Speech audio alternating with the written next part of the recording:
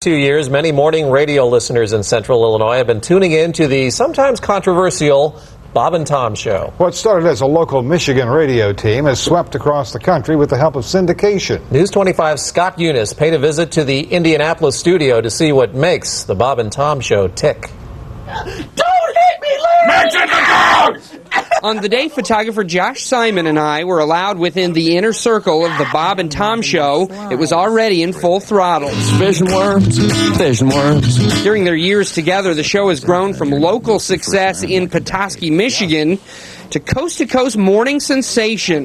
It's safe to say these old-fashioned radio guys have found a recipe for success since their chance meeting 20 years ago. Tom was in between jobs, and he stopped by the radio station looking for the trade magazines, and he got hired the next day as my program director. Once on the air together, they began to find a chemistry. General manager came in and asked what the heck we were doing on there, and we said we were just doing some jokes, and she goes, well, we just don't do jokes on my radio station. So I believe her exact quote was, I hate jokes. This is definitely not a two-man operation. The recipe includes one news reporter. How many pairs of shoes do you have? But you're Well, that you can find. Shut up, Kristie. I'm the den mother. I'm the one who keeps everybody in control, so to speak. If that's possible.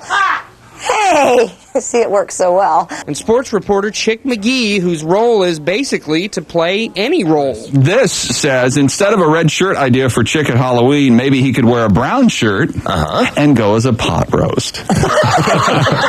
A lot of people who hear our show who think they know what's going on think that, well, we have a lot of writers or everything's scripted, and they don't believe that it's not, and I can tell you it's not. The trick is we kind of each prepare in our own way. You know, all the people, we're all kind of different people. We all have different interests. You know, some guys are really interested in sports, some aren't, and so we all come with a different point of view every morning and mix it all up. Bob and Tom don't play music, but guest musicians like Haywood Banks stop in to perform songs like this musical ode to driving through the state of Iowa. Corn, corn, corn, corn, corn, look a tree. Corn, corn, corn, Des Moines. The show likes to utilize anyone in the building.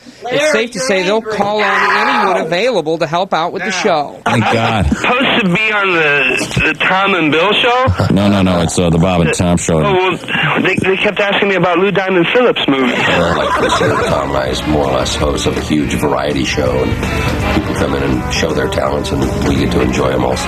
The growth has been fast. Since going into syndication in 1995, the number of listeners has skyrocketed, and the number of stations from coast to coast and all points in between. There's still a lot of radio stations and markets we'd like to get into. So.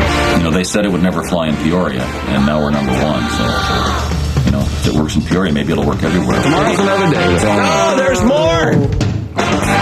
This simple morning radio show has transcended its Indianapolis borders and swept over the rest of the country, much the same way other local shows have gone national through syndication. Coming up tomorrow, we'll show you one Central Illinois station that seems to be bucking that trend. Scott Eunice, News 25 Nightside. From Shake Rock.